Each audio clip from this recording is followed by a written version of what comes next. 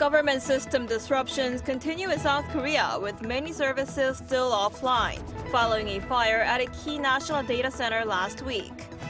President Lee Jae-myung called for stronger preventative measures against potential hacking and phishing attempts that could exploit outages.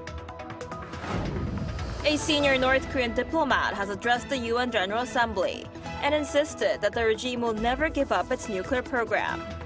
This was the first time since 2018 that a high-ranking North Korean official had spoken from the assembly podium. President Lee Jae-myung will sit down for talks with Japan's Prime Minister Ishiba in Busan today. This will be Ishiba's first and the last visit as Prime Minister, as he pledged to step down after less than a year in the role following election losses. Hello and thanks for joining us on Arirang News. We begin today with government system disruptions in South Korea. Following a fire at the nation's data center last Friday, some key functions such as postal and financial services are back online, but the overall recovery rate still remains at around 13%. Now, the government has been scrambling to restore services, but the recovery is expected to take longer than expected, with authorities now saying it could take about a month. Our Park Hyubin starts us off. After Friday's fire at the National Information Resources Service in Daejeon, the government is making all-out efforts to bring disrupted services back online. Authorities say public safety and property-related systems remain the top priority. Services such as those issuing resident registration certificates through the government.kr portal were brought back online on Monday. Korea Post also said fresh food parcel counters would reopen from Tuesday, following the restoration of postal and financial services ahead of the Chuseok holiday rush. However, South Korea is still grappling with the fallout. As of 8 a.m. Tuesday, only 85 of 647 disrupted government services had been restored, a recovery rate of about 13%. I got my resident registration and family relationship certificate, but the main reason I came was for a fixed date stamp, and that service still isn't working. Interior Minister Yoon Ho-jung apologized to the public on Monday, pledging swift alternatives. The government is focusing all resources on restoring critical services as quickly as possible. However, 96 systems from the destroyed data hall cannot be immediately restarted, so we are transferring them to the Daegu Center's cloud system to secure alternatives as fast as possible. The Ministry of the Interior and Safety estimates it will take at least 4 weeks to fully restore the 96 systems that were destroyed by the fire, as it relocates the data to its Daegu backup center. Services that provide disaster information, including the National Disaster and Safety Portal, have no alternatives, making user inconvenience unavoidable. Internal government networks like Onnara Cloud, used for daily administrative tasks, were also lost in the blaze, forcing some offices to rely on handwritten documents and worsening on-site confusion. The government also announced plans to disclose the full list and classification of all 647 systems affected by the fire. We deeply apologize once again to the public. It is expected to take about 2 weeks to prepare the resources and another 2 weeks to set up the systems, but we aim to accelerate the process as much as possible with cooperation from firms already housed at the Daegu Center. With prolonged disruptions inevitable, authorities are providing relief measures. September property tax payment deadlines have been extended, while fees for issuing resident documents are being waived. Updates on system restoration will be announced through major portals and press releases as service resume. Park Hyubin, Arirang News. In response, President Lee Jae-myung has ordered all government ministries to inspect their facilities and systems related to public safety and cybersecurity, following the recent fire at the National Information Resources Service data center. 다음 주 국무회의 때까지 각 부처들은 전부 이거는 이런 문제가 있을 걸로 보이지는데 점검했더니 문제가 없다. 또는 이거는 문제가 있다. 아니면 이건 시스템을 보강해야 된다. 이거는 이런 매뉴얼을 보강해야 되겠다. 뭐 문제점이 있는 것들을 최대한 좀 발굴을 해서. At Tuesday's cabinet meeting, the president instructed ministries to submit written reports before next week's meeting so that a comprehensive review can be carried out. He also called for stronger preventative measures against potential hacking and phishing attempts that could exploit outages across online government systems. In other news, a senior North Korean diplomat has said Pyongyang will never give up its nuclear program in a rare address to the United Nations. The comments come as the United States maintains its policy of complete denuclearization of North Korea. Our Lee Seung-jae reports.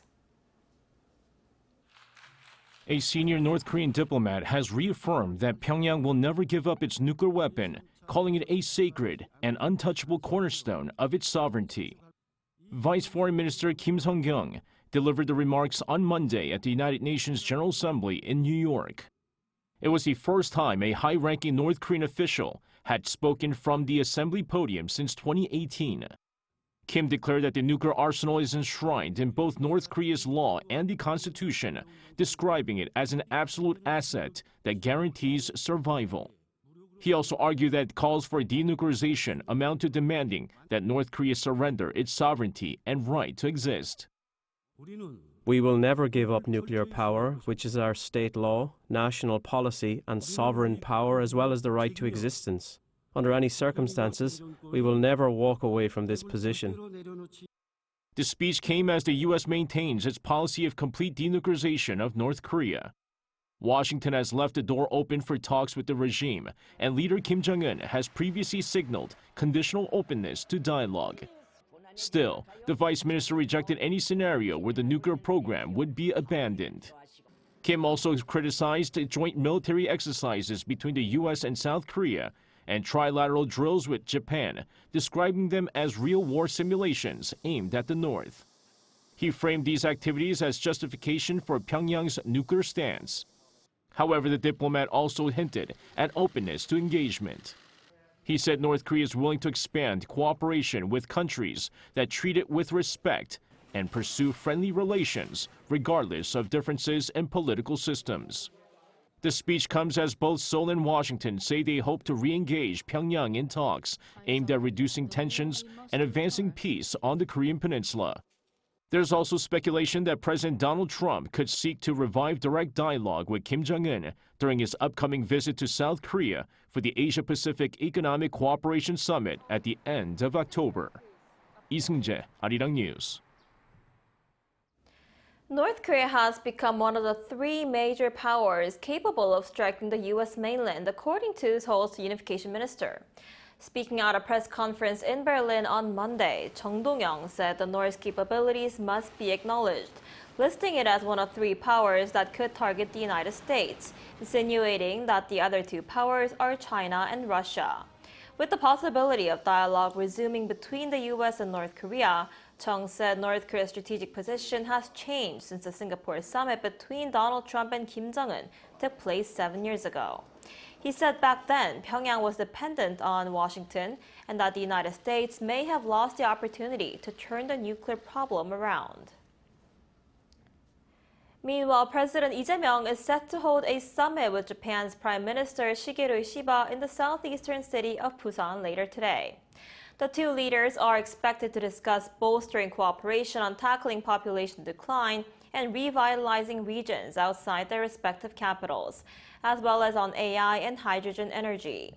Ishiba's return visit to Korea is part of the two countries' so-called shuttle diplomacy, following Lee's trip to Tokyo last month. Ishiba is on a two-day visit to South Korea, which is his first and the last visit as prime minister, as Japan's Liberal Democratic Party is set to elect a new leader this weekend. And also in Busan, the command ship of the U.S. Navy's 7th Fleet, USS Blue Ridge, visited the port city for the first time in more than 5 years. Our defense correspondent Kim Bo-kyung was invited to take a look at the ship and hear from its captain of the experience of taking part in recent trilateral drills between Seoul, Washington, and Tokyo. Docked in the port city of Busan is a rare view of a ship, the USS Blue Ridge, the command ship for the U.S. 7th Fleet since 1979. Commissioned in 1970, The ship operates out of its home port at Yokosuka, Japan, overseeing waters around the Korean Peninsula as well as parts of the Western Pacific and the Indian Ocean. Flying the first Navy Jack flag, symbolizing the oldest active-duty U.S. Navy ship, this 19,600-ton ship has been fully deployed for her entire life, not once entering American waters other than Guam. A handful of reporters who were invited onto the ship to mark his first visit to Busan in more than 5 years were able to witness the ship bearing the marks of time but still boasting of formidable presence. I'm currently standing on the helipad of the USS Blue Ridge next to a MH-60 Sierra helicopter used for search and rescue missions. This helicopter actually participated in the recent Freedom Edge exercise. Through the Freedom Edge training, we strengthened our joint maritime operational skills. The port call also provided an opportunity for enhanced cooperation among our joint operations command teams, further improving our joint operational capabilities. Calling the ROK-US alliance a phenomenal relationship and cornerstone of both peace and stability in Northeast Asia, the commanding officer underlined that the recent joint exercise was more than just a drill. These exercises have forged unbreakable ties, and the bonds are a commitment to our allies and other countries to ensure an open and free Indo-Pacific. One of the things that I will never forget during my career is looking behind and seeing the flags waving of both the Republic of Korean Navy and the Japanese with the U.S. flag as well. USS Blue Ridge is soon to set sail from Busan port, but two navies' willingness to strengthen their joint defense posture can be seen through such visits. Kim Bo-kyung, Arirang News, Busan.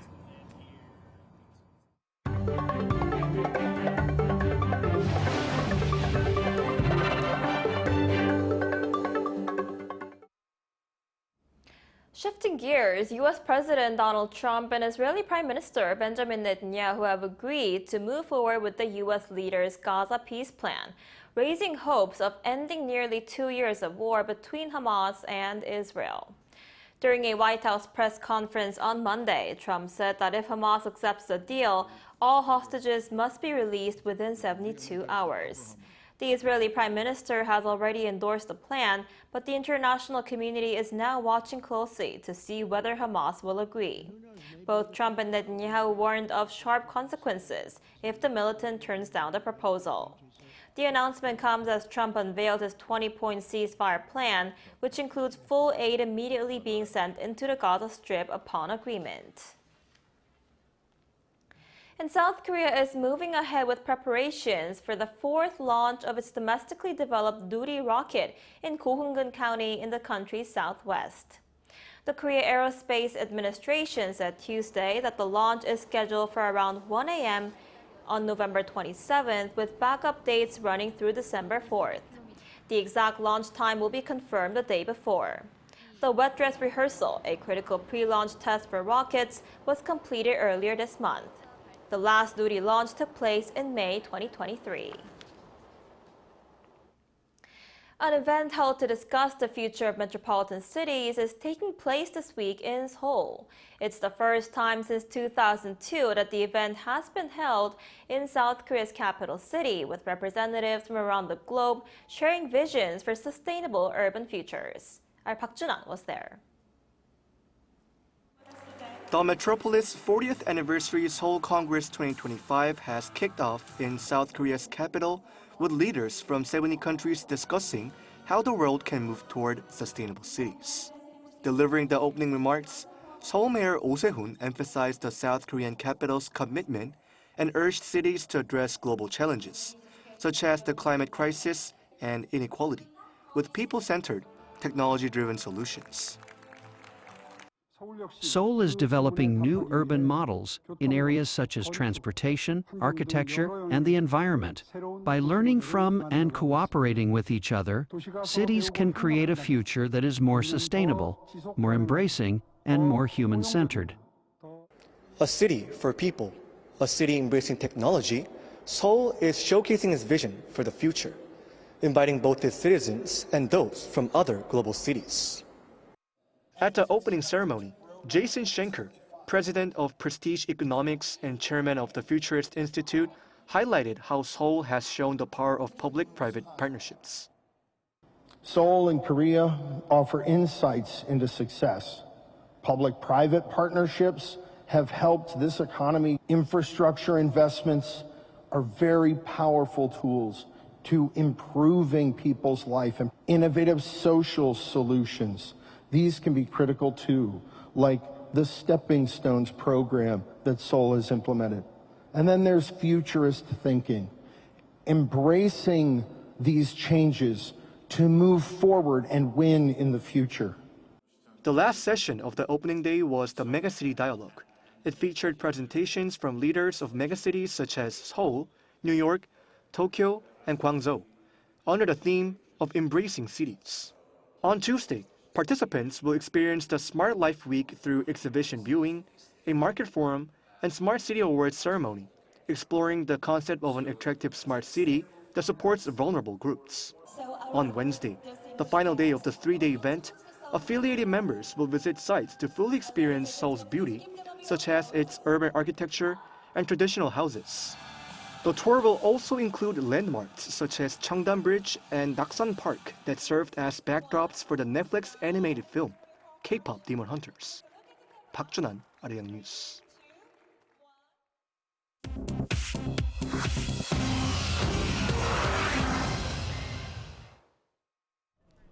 This is The World Now, bringing you the latest stories from around the globe.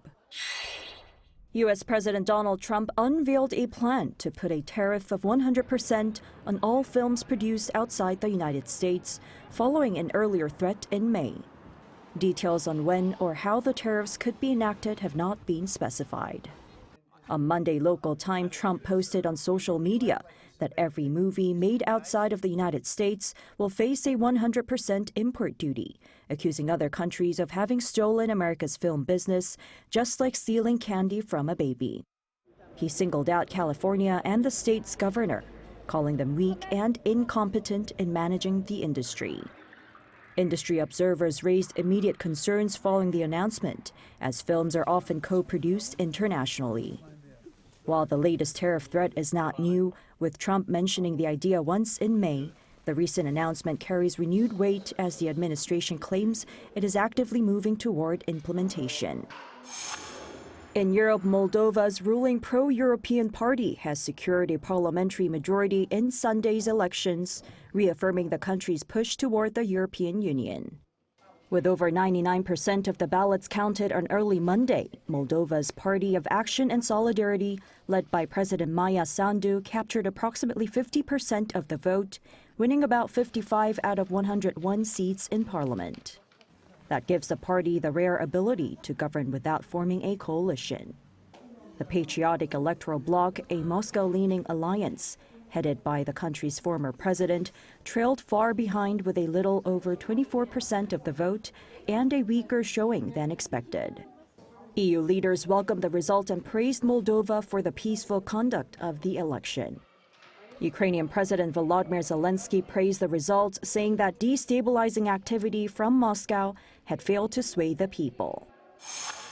In Madagascar, President Andry Rajoelina said on Monday that he will dissolve the government following days of youth protests. Thousands of young people have been protesting since Thursday, demanding reliable water and electricity amid nationwide frustration over prolonged power outages. Security forces responded with tear gas, and guards cleared barricades made of rocks and telephone poles. According to the United Nations, at least 22 people have been killed and more than 100 injured. Protesters have also called for the resignation of Madagascar's prime minister and president, accusing them of governance failures. Finally, Puerto Rican superstar Bad Bunny has been officially confirmed as the headliner for the Super Bowl 60 halftime show set for February 8, 2026 in Santa Clara, California. The NFL announced the three-time Grammy-winning artist will perform at the event during halftime of Sunday Night Football. Bunny said in a statement that the moment goes beyond myself. He also dedicated the performance to his people, culture, and history. Choi Ji-hee, Arirang News.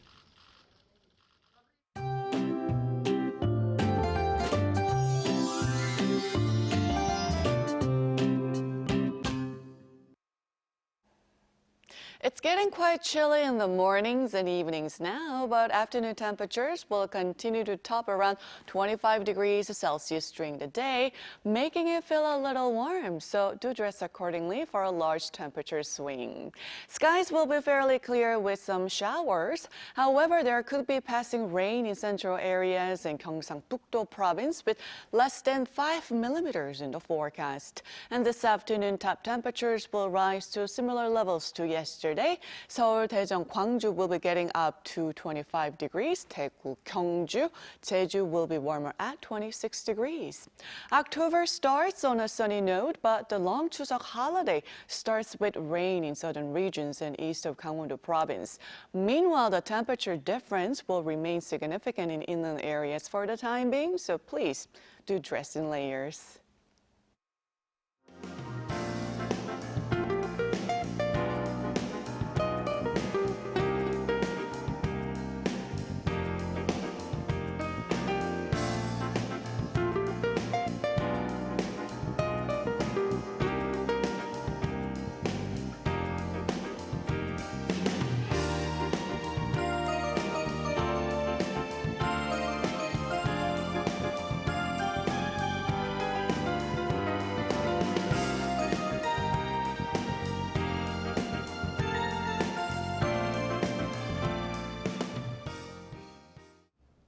That's all we have for today's noon edition of Arirang News. Thank you for watching. Arirang News will be back at 5 p.m. Korea time. Stay tuned.